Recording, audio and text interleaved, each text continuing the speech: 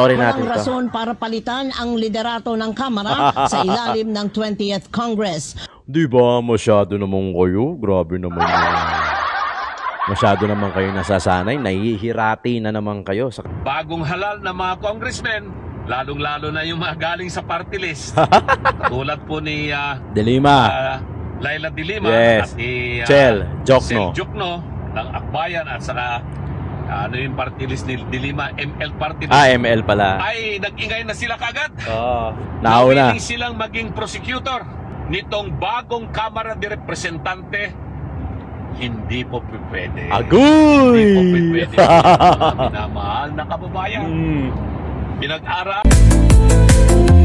Di kami natatakot sa katotohanan. Boses ng masa aming pinapakinggan. Jomalon TV, isu ng bayan. Ating pag-usapan. Tunay na balita, walang kinakampihan. Sumasalamin sa katotohanan lamang para sa mamamayan. Totoo ang laban, hindi puro drama, di rin chismisan. Lahat ng tanong may klarong kasagutan. Kasama ka dito sa diskusyon, boses mo may halaga sa solusyon.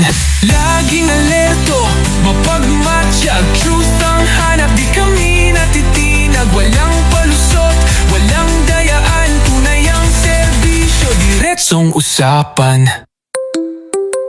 Jomalon TV, issue ng bayan. Ating pag-usapan. Tunay na balita, walang kinakampihan. Sumasalamin sa katotohanan lamang para sa mamamayan. Totoo ang laban, walang kulay, walang kampi. Balita, talakayan, katotohanan para sa bayan. Grabe, ganda nung kanta natin. Jingle natin yan. What's up mga kayon? Welcome back pa rin syempre dito lang sa Joe Malone TV para sa programa natin na Issue ng Bayan. Nating pag-usapan. Today is May 21. Araw ng Miyerkules o Wednesday. Baklaran Day today dito sa Pilipinas. Kaya naman magandang umaga, hapon o gabi sa inyong lahat. Shoutout sa lahat ng mga members natin dito sa Joe Malone TV, pati na rin mga viewers natin abroad, pati na rin sa Pilipinas, Luzon, Visayas, Mindanao. Paki-check naman, paki-double check kung naka-subscribe na kayo. Kung hindi pa naman, paki-subscribe na lang. Paki-click yung bell icon para lagi kayong updated sa mga videos na ina-upload natin araw-araw. Maraming salamat po sa lahat ng tumatangkilik nanonood. At higit sa lahat, bumaboses dito sa issue natin, okay? Dahil maraming issue ang kinakaharap ng bayan ng Pilipinas, ng gobyerno ng Pilipinas, at talaga namang harap-harapan kung tayo'y gaguhin di ba? Grabe yun Mali pa ng pindot mega love shoutout sa lahat. Paki-double check kung nakasubscribe ka na. Paki-subscribe din itong reserva natin na backup channel natin, When Tito Talks, kung saan pinag-uusapan natin out of politics, anything under the sun. Kung mahilig ka naman sa pagkain, Filipino food, street food, mura na, marami pa. Pares, mami, sisling, bulaluhan, kantunan, bihunan, lumpiaan, lahat. Tito Jom, tito ng ina mo. Alright? Pag-usapan natin, Ito si Atty. Raul Lambino, pati ito nga sa teleradyo, DPA, DPWH ba to? Radyo 630. Mga kongresista, walang irason para palitan ang liderato ng kamera. Di ba? Puta yun Ayaw magsibabaan, no? Nasasanay masyado sa kapangyarihan na gustong hawak nila. Ganun, kalupit. Baka gusto niyo naman magpapalit. Give chance to others. Di ba? Busog na kayo Busog na kayo, di ba? Pag-uusapan natin dito, mga kayon, dito sa channel natin, Joe Malone TV, issue pang nasyonal, issue pang lokal, lalo na doon sa Maynila. Okay? Meron ako mga channel dyan kung saan mga kamag-anak ko din to para doon sa mga, halimbawa, clearing operation, yung mga paglilinis sa Maynila, kwentong Maynila. Mga Manila update kung saan yung mga proyekto ng Yorme Isko Moreno, Batang Maynila, Batang Pandago. Marami tayong mga channel dyan, sa mga kamag-anak natin. Di ba? Paki-subscribe na lang. Panoorin natin Walang to. rason para palitan ang liderato ng Kamara sa ilalim ng 20th Congress. Di ba? Masyado naman kayo. Grabe naman yun. Masyado naman kayo nasasanay. Nahihirati na naman kayo sa kapangyarihan at sa pang-aabuso ni Speaker. Kasunod dito ng balitang may ilang kongresistang posibleng pumalit sa pwesto ni House Speaker Martin Romualdez. Sinabi ni House Deputy Majority Leader Janet Garin na wala siyang naririnig na pangalan na posibleng pumalit kay Speaker Romualdez. Pero ayon sa kongresista, karapatan ni Davao City Congressman Paulo Pulong Duterte na lumaban para sa House Speakership. Kasunod dito ng pag-amin ni Vice President Sara Duterte na tinanong niya ang kapatid na kongresista kung gustong lumaban bilang House Speaker. The general sentiments of most, if not majority of the members of Congress is why fix something that is not broken? At kung sistema lang sa Kongreso ang pag-uusapan, klarong-klaro kasi na nagkaroon ng sistema, nagkaroon ng mas mabilis na pagtugon sa mga problema at concerns ng bawat kongresista, yung kasalukuyang liderato Diba? ng Kongreso, kay Speaker Martin Romualdez. Di ba? Grabe naman. Sana si Pulong. Sana si Pulong. Although hindi sa interview ni BP Inday Sara, bagamat tinanong niya si Pulong kung gusto niya lumaban, maging speaker, hindi naman sumagot. Siguro, nag-iisip pa. Di ba? Pero kung sakasakaling si Pulong ang papalit, pucha, magandang laban yun. Diba? Ano sa tingin niyo mga kayo? Magandang laban yun. Grabe yun. Talagang, no? Gusto talaga nila habang buhay na sila nasa pwesto, no? Kasi nga tama nga yung sinasabi ni Mayor Magalong. Nanalo ulit si Mayor Magalong, di ba? Sinasabi niya na 3 P, di ba? Pera, posisyon, power. Yan ang nahihirati sila. Yan ang gusto nila. Yan ang gusto nilang makamit pang habang buhay. Kasi nga naman, di ba, may pera ka na, syempre sumasahod ka, nakakakurap ka, may posisyon ka na, and at the same time, may power ka pa. Di ba? Maganda pa plate number ng sasakyan mo. Di ba? Panoorin natin, Attorney Raul Lambino. Itong nakabinbin na impeachment case ni Vice President Sara. Dahil nabasa ko sa mga naging pahayag ng palasyo na sinasabi na hindi na raw interesado yung palasyo doon sa nakabimbin na impeachment kay BP Sara sa Senado. Pero yung mga ibang mga bagong halal na mga congressmen, lalong-lalo na po yung mga nasa panig po ng mga kaliwa Yan. o yung mga nanalong mga party lists. Nako, atat-atat po silang humarap bilang mga prosecutor. Di ba? Isa niyan. Si Dilima yan, party list ng BH ba? PH ba? Ano ba? Poking ina. Wala kasi yung pakialam eh. Saka yung akbayan kay Cheljo. At gustong-gusto po nilang litisin si BP Sara sa Senado. Diyan sa nakabinbin na Kahit sasabihin mong hindi ganti, di ba? Kahit sabihin naman nilang hindi ganti, pucha, sinong niloko nyo?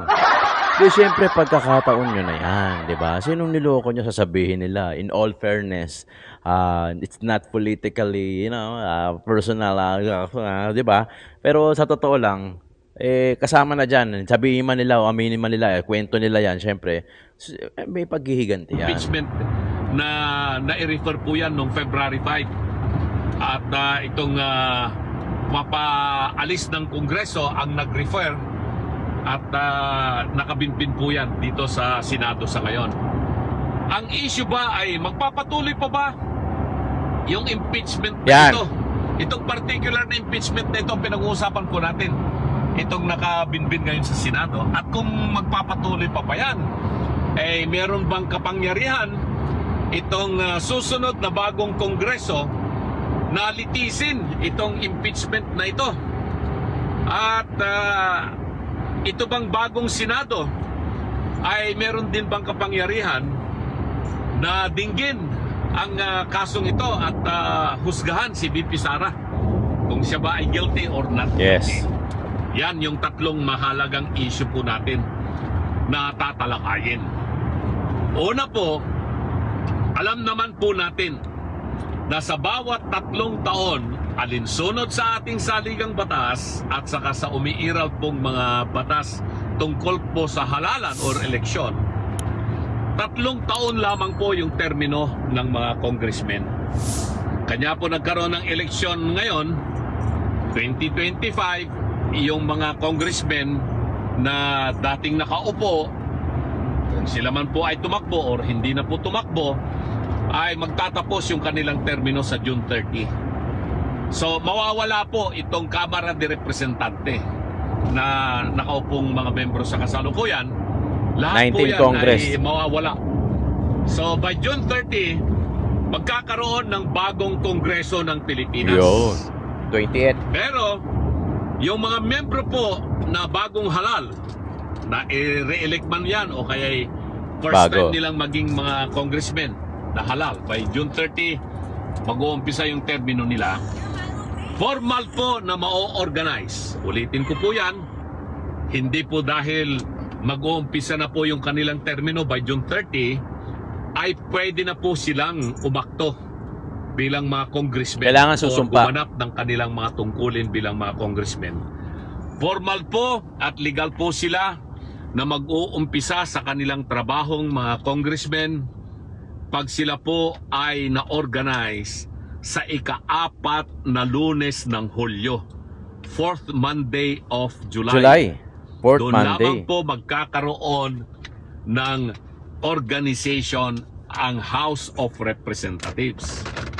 At magiging formally organized po yung Kamara or yung Kongreso, or House of Representatives, pag nahalal na po yung kanilang pinuno, yung Speaker of the House of Representatives. Kaya pag nahalal po yan, formally organized na po yung House of Representatives. Tapos yung mga iba pang mga opisyalis po dyan, mahahalal na rin o kaya ma-appoint, like yung Secretary General, at i-appoint po yan, i-confirm ng mga membro po ng Kamara. Siyempre po ay magte-take oath po doon mismo sa Kongreso yung mga bagong halal na mga congressmen. Lahat po yan magte-take oath po doon. Pero sabi niya, bakit hindi pa pwedeng mag-take oath sa ngayon itong mga naproklama ng mga congressmen at mga senador o mga lolo? Pwede po sila mag-take oath sa isang huwes o kaya sa barangay captain o sa isang notary public. Pwede po nilang gawin yon para lang masabing nagkaroon na po sila ng karapatan na masabing sila ay congressman pagdating ng June 30. Pero po yung formal Yes. na pagkakatalaga nila bilang totoong membro ng Kongreso o ng Kamara de Representante, kailangan po silang Susumpa. manumpa Yes. doon po sa House of Representatives. Kaya nga po, pag ikaw ay halal na congressman, pero hindi ka pasusumpain doon sa Kongreso, ayaw sa iyo ng speaker. Yan. Katulad po ng ginawa Kay nila Guanzon. dating Commissioner Rowena Guanzon. Oo, hindi siya pinasumpa ni speaker kaya hindi siya nakaupo. Pati yung pumalit sa kanya, hindi rin pinasumpa kaya hindi nakaupo si Atty. Guanzon. Ng COMELEC na siya yung nominee ng Sobrang sakit nun. PPWD yata, yung party list niya. Yes. Hindi siya pinayagang sumumpa bilang congresswoman representing yung party list niya. Kaya hindi siya nakaupo na congresswoman at masakit po yun kay Commissioner Wayne Guanzon na kaibigan po natin. So ganyan po yung sistema dyan. Kahit na halal ka, na proklama ka, nag-take oath ka sa isang justice ng Supreme Court o ng isang huwes, pero kung hindi ka susumpa doon sa Kongreso ng Pilipinas, hindi ka tatanggapin doon na membro ng Kamara. Ay ganyan din sa Senado. So kailangan po Ganun yun. susumpa po sila.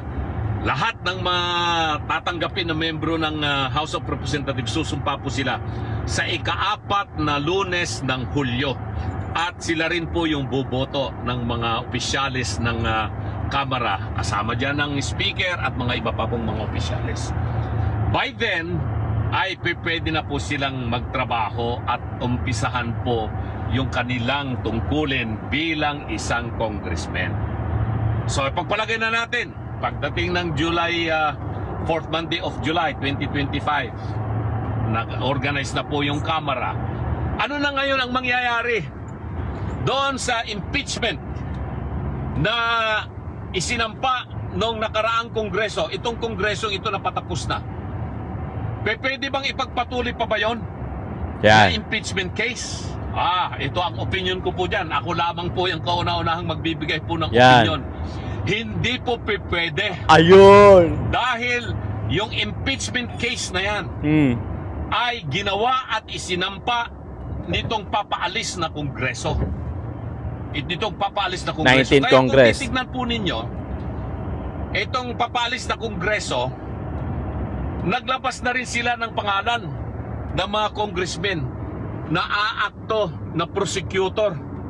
Hindi po natuloy yan kasi nga po nag-recess ang Kongreso, Senado at ang Kamara. Kaya nga ipinagpipilitan nga nila noon nitong Na magsimula. mga Pebrero, Marso, gano'n na.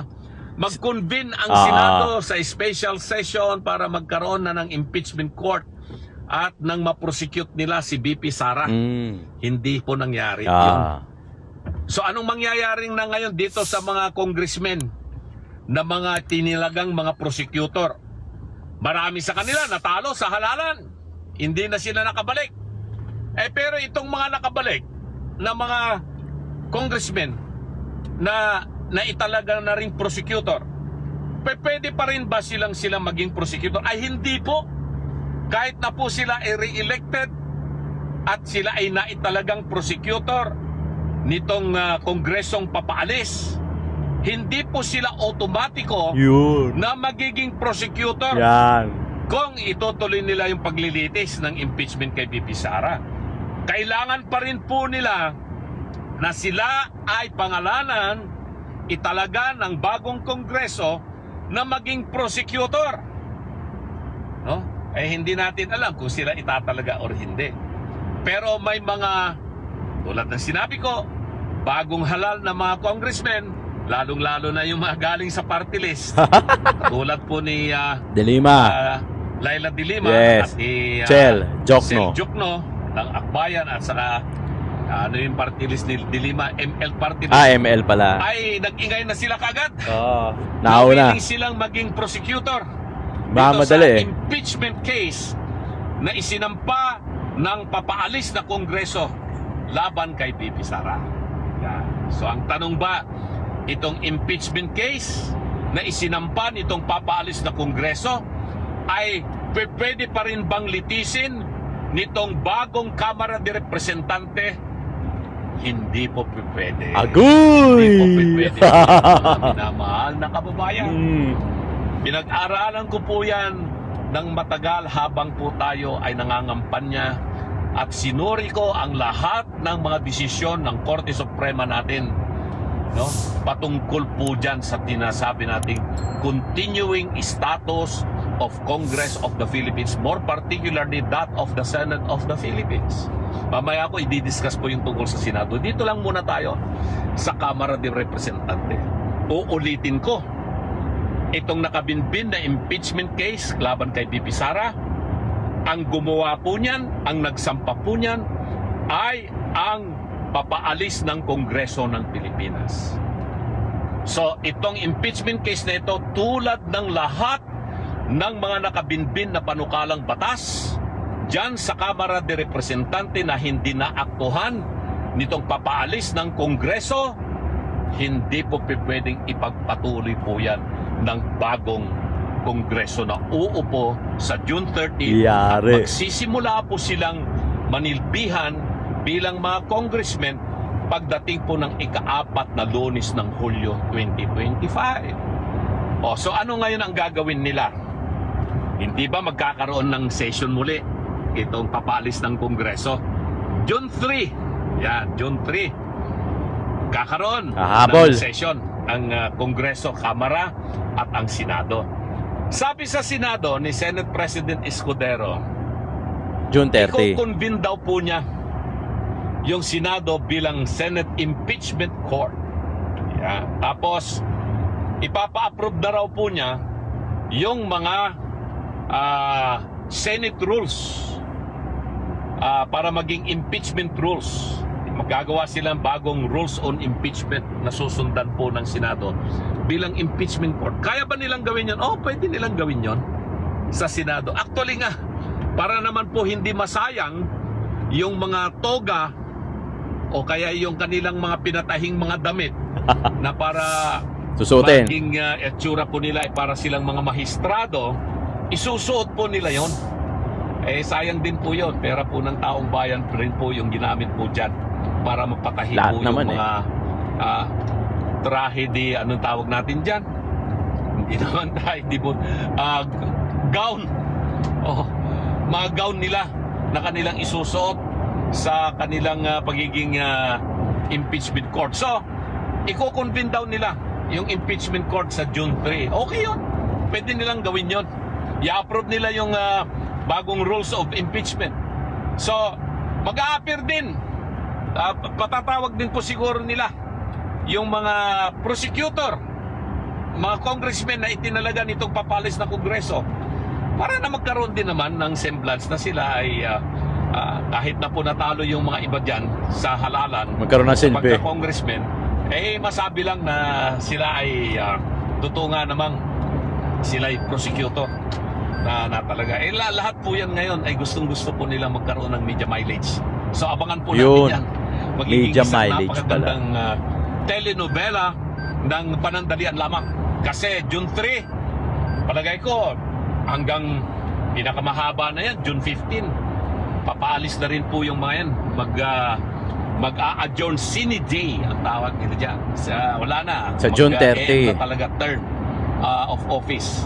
So, mga 10 araw po siguro yung kanilang magiging session po dyan. So, 10 session days.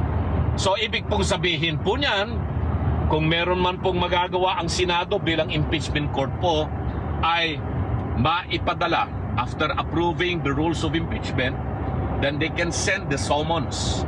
Papadalhan ng summons si Vice President Sara Duterte and maybe ask her to submit her answer to the impeachment complaint within a period of 10 days.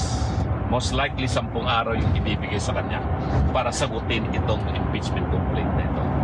So, wala na. Ibig sabihin po niyan, hindi pa nakakasagot si BP Inday Sara, mag-a-adjourn na yung Kongreso. Yes. So, adjourn yung Senado. 19th Congress. Adjourn yung Kamara.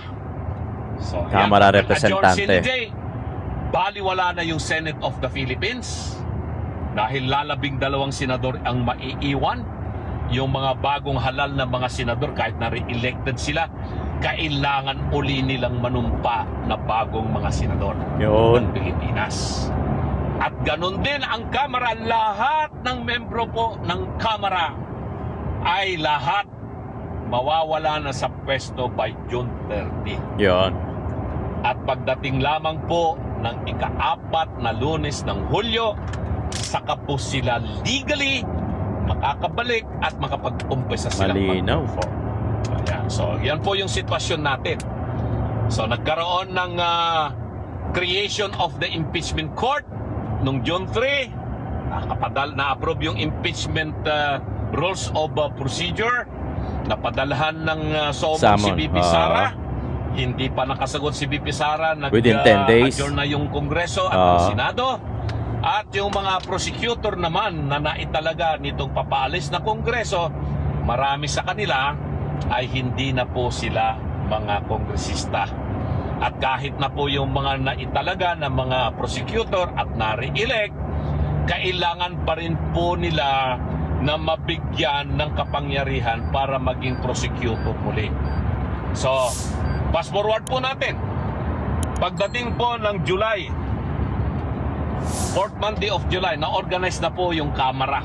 May speaker na, meron ng mga May problema, ayaw bumaba eh. Secretary General, Majority Leader, Minority. yan yung mga importanteng mga posisyon na kailangan Punan. ma-approve kagad para makapagtrabaho. Tapos, syempre, ayan na, Chairman ng Committee on Justice. Importante po yon dahil most likely siya ang magiging head ng prosecution panel ng House. So itatalaga nila yan, gagawin po nila yan. Ang question ba, itong bagong membro ng Kongreso, itong Kamara de Representante, na magtatalaga ng mga prosecutor to be headed more particularly by the chairman or chairperson of the Committee on Justice. pwede ba nilang i-prosecute yung impeachment case na isinampa ng dating Kongreso? Hindi pwede. Mga minamahal na kababayan. Kasi yung impeachment case na kanilang isinampa, ginawa po yan ng papaalis ng Kongreso, yung dating Kongreso. 19. And all pending matters Lusaw. in the House of Representatives, bills, resolution, or any other matter for that purpose, including the impeachment case that was filed, transmitted, and referred to the Senate of the Philippines, is a pending matter that is also considered automatically terminated when Congress goes Galing. on recess sine die on June 30. Kaya itong bagong Kongreso, hindi siya pwedeng mag-prosecute ng isang bagay na non-existent na. Wala na yun eh. Ano pag i-prosecute mo kung yung dating isinampa ay wala na? Estado. Dahil yung Galing. final na impeachment case, ang nagsampa po niyan ay yung dating Kongreso. So you cannot prosecute something that is already non-existent pursuant to the rules that the House of Representatives is not a continuing body, it's not a continuing institution, and all pending matters in the old Congress are automatically terminated. Kaya nga po, yung mga nakabinbin na mga panukalang batas po dyan, kailangan mong i-refile muli. Lahat ng mga resolutions, kailangan mong i-refile muli. The same case, the impeachment case that was filed by the old Congress and referred to the Senate was a product of the old Congress. Then you have to refile it. Kung gusto mong magkaroon ng impeachment muli si BP Sara, i-refile mo uli yan. But the Constitution says you cannot Yes. file another impeachment case against the same official within a period of 1 year. Yeah. within a period of 1 year from the time that the impeachment case has been officially acted upon. Hindi pwede. Galing. So maliwanag po yan. Yan ang aking opinion, legal opinion. At ipaglalaban ko po yung legal opinion na yan. As a taxpayer myself, bilang isang mamamayan na nagbabayad ng buwis, sa bawat bili ko po ng gasolina, sa bawat bili ko po ng kape na iinumin ko, o sa bawat bili ko po ng bottled water na iinumin ko, o sa bawat subo ko ng bigas na napakamahal, nagbabayad po ako ng buwis. So I can defend this and file the necessary actions if and when this new Congress will keep on insisting to prosecute an impeachment case that was filed by the outgoing Congress of the 19. Philippines, or fast forward, the old Congress of the Philippines. Oh, yun na, mga kayon. Panalo na tayo. Na-save na natin, na-protektahan na natin si BP Inday Sara. Pero syempre, as expected, gagawa ng paraan yan. I-refile nila yan. Pero sinabi nga ni Atty. Lambino na you cannot file again na kaso sa same official within a year. Yun na, siya na eh. Tayo, I'm sure tayo, syempre, hindi naman tayo lawyer, hindi naman tayo eksperto pagdating sa politics. Kaya observation lang yung ginagawa natin. Kaya nga pinapakita ko sa inyo to eh. Kasi itong mga sinasabi na ito attorney itong mga to, mga lawyer itong mga to. Hindi lang si Atty. Lambino nagsabi niyan. Even Sal Panelo, Atty. Sal, sila nakikita nila eh, kasi alam nila yung sa batas eh. Tayo, nakikiano lang tayo, nakiki-observe lang tayo, pero the way they spoke, kung paano sila magsalita, confident sila, talagang wala. Hindi na talaga uusad to. Kaya talagang nagmamadali sila noon eh, di ba? Na i-convene na gusto nila magkaroon ng special session yung Senado para dyan sa ano na yan, pero hindi ginawa ni Chis Escudero, yung Senate President. Kaya eto, 20th Congress, wala na. Okay? Tapos sana talagang pumayag si Pulong na lumaban bilang Speaker ng House of Representatives. Sana mangyari yan para talagang tapos ang usapan, di ba? Tapos ang labanan at makoprotektahan natin si BP Inday Sara nang sa ganon, siya naman ang tatakbo sa 2028. At sure naman, sigurado na talagang mananalo si BP Inday Sara sa 2028. Ito na ang presidente natin. Tuloy-tuloy na yan. Tuloy-tuloy na yan. Kaya nga ako, excited na ako sa June, July. Sige na. Di ba? Skip na natin to. Hintayin na natin yung July. Mag-start na sila kung anong gagawin nila. Di ba nga, sabi niya ni BP Inday Sara, gustong-gusto niya matuloy. Di ba, kung gaano sila ka-confident, tinan mo yung kabila, yung mga kalaban, wala silang masabi. Ang huli nilang sinabi, yung gagawin nilang prosecutor, si De Lima, saka si Chel Jokno, yun lang. After nun, wala na.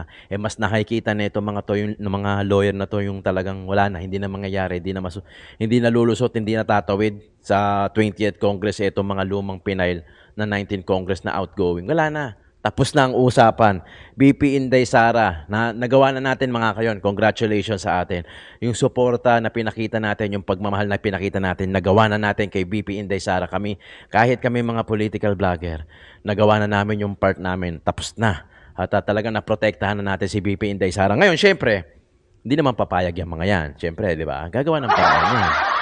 Syempre, nasubo mo na yung kanin. Laging ganito explanation ko nasubo mo na yung kanin na mainit Maraming nakatingin, iluluwa mo ba? Syempre, gagawin mo na yan, lulunukin mo na yan. Syempre, hindi natin may aalis na gagawa talaga sila ng paraan. Okay lang yun. Totoo naman, gagawa yung may papalusutin yan. Di ba? May gagawin niyang milagro, himala. Pero kung talagang ganyan, matino, at totoong sinusunod talaga ng mga lawyer, yung batas natin sa Pilipinas, yan ang mangyayari. Kasi mga attorney naman itong mga to nagsasalita di ba? Kita mo, wala na silang masabi sa kabila, di ba? Ang huling update nila, yung kay Attorney De Lima, kay De Lima sa kay Chel Jokno, wala na, tapos na. Okay? Di ba? At remember, yung mga nasa Senado ngayon na natira na 12, tatakbo ulit yan sa 2028. Yung iba dyan magre-re-elect, hihingi ng tulong yan kay BP Inday Sara. Tignan nyo naman ang hawak ni BP Inday Sara. Kaya magpapakabait yan kay BP Inday Sara. Di ba? Hindi yan boboto. Kasi nga, kakailanganin nila ang suporta sa 2028 kung tatakbo man sila, magre-re-elect mo. Yun na Di ba? Nagets nyo?